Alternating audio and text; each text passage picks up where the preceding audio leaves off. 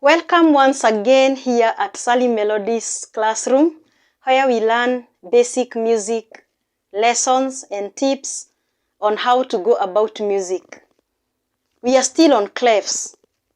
In the previous lesson, we were able to know what a G clef or a treble clef is, or what a bass clef or an F clef is, and how they appear and how they are drawn. So, let us look at the clefs as they appear on the staff. There is a way that you are supposed to put them on the staff, and there is the way they are drawn. They don't just sit on any line or space. They are drawn systematically to fit the purpose. Let us look at the treble clef or the G clef. This is how it's gonna look like. In the books, wherever you go, you find it like this. So this G clef or treble clef, it circles the G line so many times. 1, 2, 3. At least 3 times or 4 times. That is why it is called a G clef, because it falls on the G line, it revolves around the G line, and it goes around the G line 3 or 4 times, if you can count. So, if this is our G line, that is where you start drawing your G clef. You go up, you touch the 3rd line, you come down, you touch the 5th line, and then you go up, you make sure it protrudes outside, and then you come down, and then it ends there. And if you're gonna look at its appearance, it somehow looks like a capital G.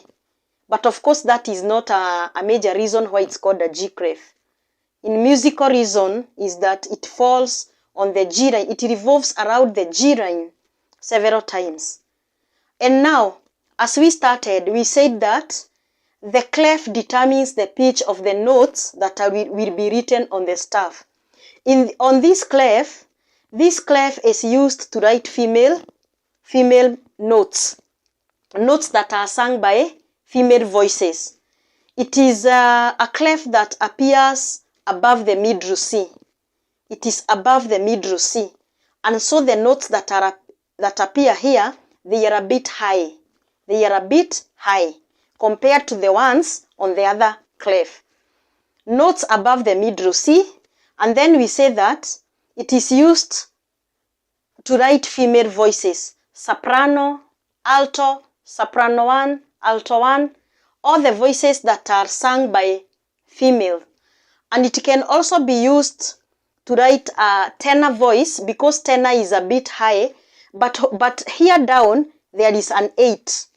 When you see a treble clef with an 8 down here, it means that clef, the notes that are there are sung by a voice called tenor. It is the highest male voice. Meaning that 8 means octave. So it means that the tenors are singing those notes, but on a lower octave. Let's come down here and look at the bass clef. The bass clef, it starts on F. Remember this line 4 on this staff was an F, if you go back to the other lessons.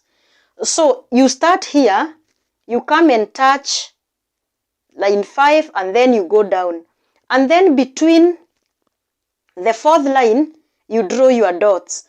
These 2 dots come in between the F line.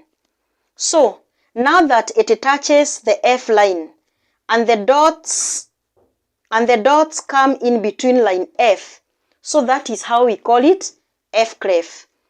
And it is also called a bass clef. It is only the basses who can be able to sing this, the notes that are written on this clef, because they are too low.